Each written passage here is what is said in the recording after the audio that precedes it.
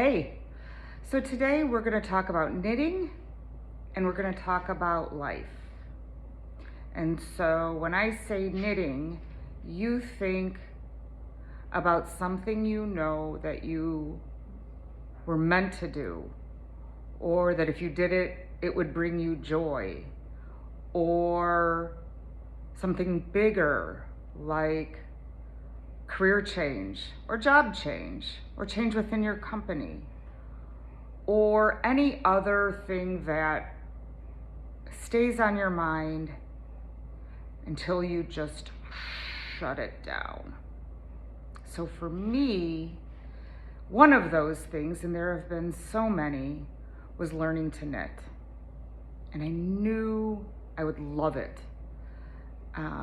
So when I had weight loss surgery in 2008, I knew that in order to get through sort of the entire experience of not using food and not using alcohol to kind of numb my mind, I needed something else to do. And I did two things. I learned to knit and I started creating jewelry. And the jewelry took off into a 15-year business, and the knitting has been in and out.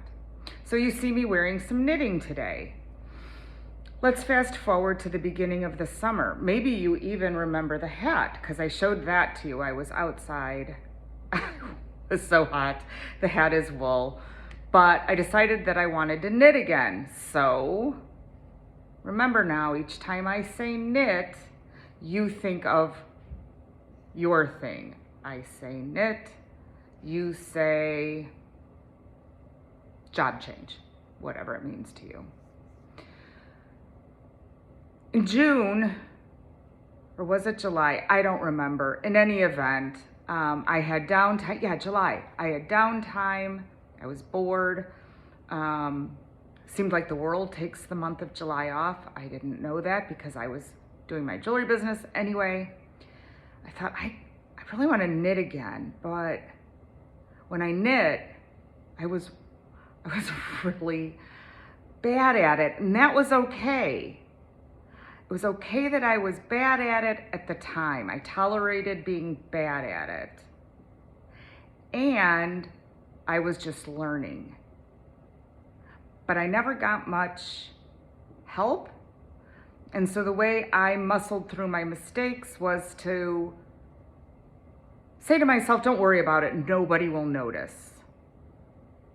But my conclusion about my knitting was, I am really a bad knitter.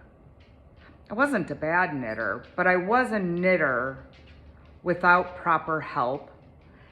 And I was a knitter kind of out of integrity with knitting because I allowed for the mistakes that I knew were there. Like I knew something wasn't right. I didn't stop. I didn't get assistance from someone who knew more than me. I just thought, no one will notice. And they don't really, but I know. Like I can, the mistakes like they scream at me. And I got to a point over the summer where I said, I really still love knitting, and I'm really glad that I made 20 sweaters, which only I can wear because there's so many mistakes. But I said, I want help. And so I got a teacher who's better than me.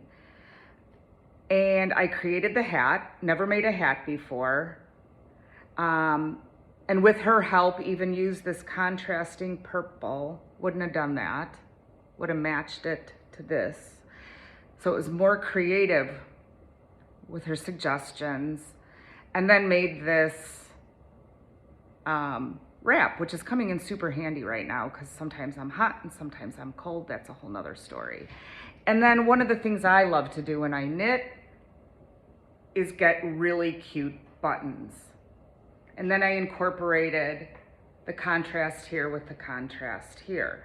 That was clever because really the only reason I did it is that I was running out of this yarn and I couldn't finish it.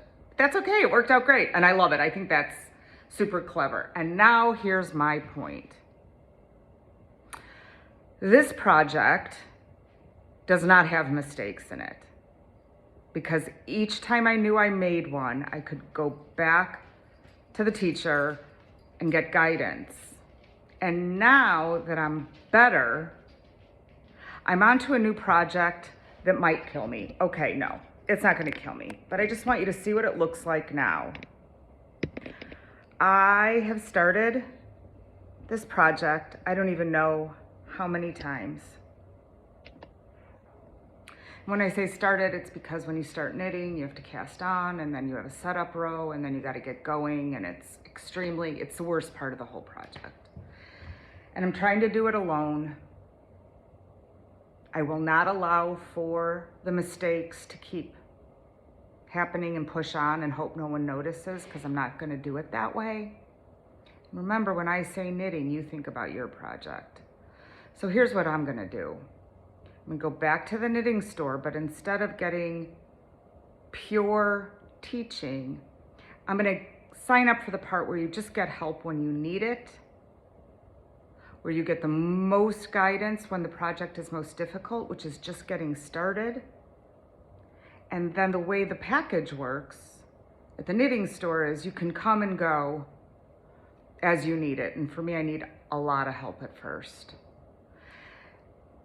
And I just feel like since 2008, since I first started knitting to now, what I realize is sometimes when it gets really hard, you need more help than other times. But if you've got a project that you can't let go of, and it matters, whatever it is, don't be afraid to ask for help. And remember, if you're a person of a certain age, and I call that 60 to the end or getting close to 60, you probably got 30 plus years left of living and making the project happen. So, life is like a knitting project.